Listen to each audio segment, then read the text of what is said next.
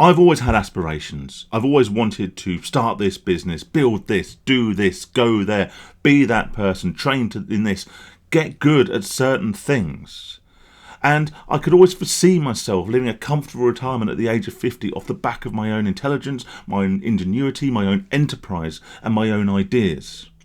And I believe that a lot of the reason that I haven't achieved the things that I truly believe I could have done is because of my gambling addiction. Now, I spoke at length in a previous video about my gambling regrets, about the opportunities and options in life that having this addiction and carrying it for so many years had cost me.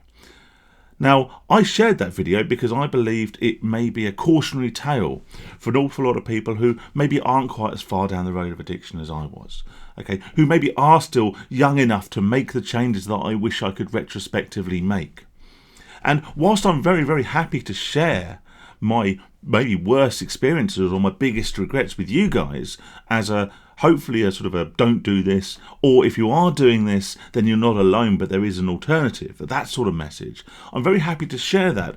But what I will say is exercise that level of thought or that train of contemplation with a huge dose of care. Sometimes falling down this road of what if, or if only I hadn't, or this had cost me, or I could have been, is actually one of the worst things you can do, particularly as a current or even an early stage recovering addict. And that's what I want to talk about in today's video. Obviously want to say hi, hope you're keeping safe, hope you're keeping sane. Thank you to everyone who supports the channel via the normal YouTubery stuff of liking, subscribing, commenting, doing all that sort of great things. Or those people who have very kindly chosen to support me through the Patreon, again, very much appreciated. And I'm sure there'll be some more shameless self-promotion at the end of this video. So what am I actually talking about? Obviously I want to share my experiences, and I do want to tell you about the costs, the overarching costs, not the financial ones, but the costs in terms of life choices, life options and life opportunities that this gambling addiction has afforded me. Now, I'm not being conceited in saying that I have ideas. I'm not conceited in saying that I've got intelligence, because by any metric that you could actually measure practically, I am an intelligent guy, and I've always had drive and determination in certain respects of my life. But this was massively undermined by an inability to focus on anything outside of the addiction that was gnawing away at the back of my brain. That addiction which took up not just my financial security and the opportunities that could have afforded me, but all the time, all the hours wasted, not just physically gambling, but thinking about it, recovering from it, and unable to function in everyday life due to the mental turmoil off the back of or in the pursuit of my addiction. Okay, so I'm happy to share that, but I will say this. Exercise this train of thought with, exercising a huge amount of caution with this train of thought. And the reason being, and this is something that has come to light, and something I've spoken about before, come to light certainly more in the last decade, but I believe it's a fundamental underlying human principle. There is a need to be exceptional. There is a need to feel exceptional, or there is a need, at least in our minds, to be perceived as exceptional by those around us or by those, in the wider world. And it is often this desire to be exceptional that leads people on to great things. It is this desire to be exceptional that made me want to build businesses. It made me want to go out and do this. I guess in some respects it may even be a slightly underlying factor as to why I started this YouTube channel, because I wanted to be noticed, accepted, and I wanted, some form of accolade from doing so. Certainly at least on the, on a conscious level, it wasn't the reason. But it wouldn't surprise me if there's something there that leads us to do things that we can then, stand on a pedestal of and be observed by the wider world. Now, if we get wrapped up in addictions, it's fairly safe to say that these can be all-consuming, and they can certainly be at the massive detriment of other things that made us exceptional in a far, far more positive way.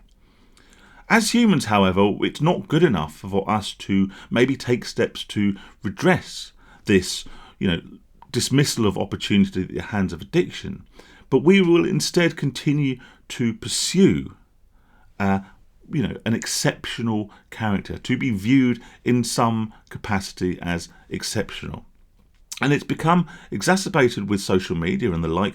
However, it does force us, in a psychological way, to the ends of a bell curve. We don't want to be normal. We don't want to be regular. We don't want to be run-of-the-mill Joe Blogs and ignored. All right? So, in many ways, our default position is, if we cannot be exceptional in our success, if we cannot be recognised and get attention and accolades for our success in business, in sport, in whatever capacity it is, then we still want that recognition. So we will often pursue recognition at the other end of the spectrum.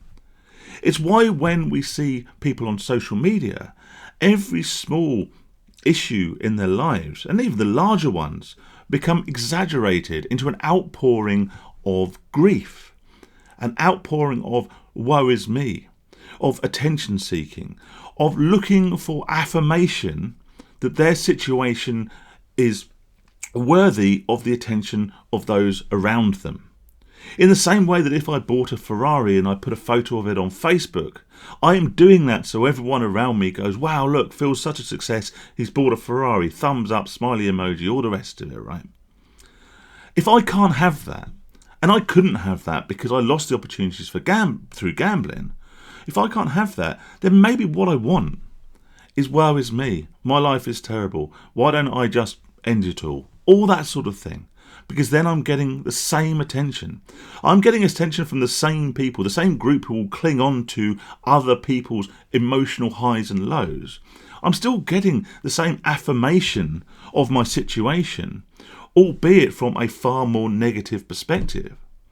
If I was to put a photo of my 20-year-old 3 Series BMW onto Facebook, I don't for 1 second expect anyone would care. I had the Ferrari example. Maybe I would say I bought this 25-year-old beaten up Nissan Micra for £200 because it's all I can afford because my life is in ruins and everything's terrible and the world's conspiring against me and I'm an addict and all the rest of it. And then hope for some, affirmation, for some sympathy, for some acknowledgement of my situation. If you can't be acknowledged for being great, why not be acknowledged for being the exact mirror opposite, the opposite end of the bell curve? And so whilst, like I say, I'm happy to share my negative experiences, my lowest points, it's important to not get wrapped up in that, because then you can end up using that to define yourself as a loser, as a degenerate, as someone whose life has got to that point. Well, why not? Why don't I just continue to cause myself more and more and more damage financially, in terms of my relationships, in terms of my employment prospects, in terms of my future? Why don't I continue to do this and actually use this and hold on to this loser degenerate status as my identity? Because this will garner far more attention than someone who, is in the middle of the bell curve. Someone who maybe was at the wrong end, had the addiction, had the problems in their life, whether that be addiction or other things, and have clawed their way back up into a fairly sort of average, modest, but respectable lifestyle. That doesn't get attention. So while we're already on this side, while we're already on the negative side of things, why not just get to the bottom and use that as our identity? But trust me, there is no benefit to this identity. There is no benefit to being identified as a loser, as a degenerate, with the possible exception of those people who can actually use this as a means by which to build an online persona. And we're not talking about anyone specific here, and I'm not going to go into any more of this. All right. But if you can build yourself an online persona as a degenerate addict gambler, and you can then use that to pursue a career in online content creation and make money off it and actually build a better life in the background, and almost, dare I say, off the shoulders of people who are in that position but not using that to their advantage. All right. Unless you're doing that, there is no benefit to this. Yes, you're getting attention. Yes, people might be going, oh, poor Phil. Are you okay? Can I help? All the rest of it. But for every person who's doing that, there's a dozen that are looking down upon you. There are a dozen that are talking behind your back. And a lot of those people that are talking behind your back are the same duplicitous ones who are coming forward and acknowledging you and offering to support you. But that doesn't affect the way they view you. It is far better, trust me, to be somewhere in the middle. or somewhere closer to the middle. We all have problems, we all have issues, and as I've spoken about in recent videos, recovering from a gambling addiction isn't as simple as stopping. There is lots of damage we have done in terms of relationships, finances, all the rest of it that need to be repaired. And we are constantly climbing our way from that end of the bell curve back up towards somewhere near moderate. All right? But what you don't want to do is realise that your life is now boring and get sucked back to the bottom just to have an identity. Yeah, because you're then even further away from where you maybe could be, where you might still be. I haven't given up on this identity. I haven't given up on being recognised for positive things, for a lot of the things that I went through in my youth, imagining, envisaging and hoping for and believing in, truly believing in. All right, I haven't given up on those. But if I was to allow myself to be sucked back and to build my identity around this other end of the bell curve, this degenerate loser, gambler, addict person, right, then I would be at an almost impossible disadvantage to getting back to where I truly want to be. And if I end up back somewhere in the middle, then maybe I can live the rest of my days moderately happy with a roof over my head, with a loving wife, with a family, with friends, and with a little bit of money in my pocket to enjoy some of the simpler things in life. Okay? Do not use degeneracy and addiction as an identity in pursuit of recognition. I've done it, I've been there, I know people who do, I know people to this day who do, who are constantly woe is me, on social media and in real life, who just use that as their identity. They use that to garner attention and to garner social traction. But ultimately, it's only yourself you are harming in this pursuit. It's better to be not acknowledged for being average, for being normal, than it is to garner attention for being at the wrong end of a bell curve. Until then, stay safe, stay sane. If you want to support me, like, subscribe, do all that great stuff, leave a comment, let me know your thoughts. There'll be a link to my Patreon in the description below. Anyone who signs up there, massively appreciate it as it helps support the channel. Take care guys, and I'll see you soon.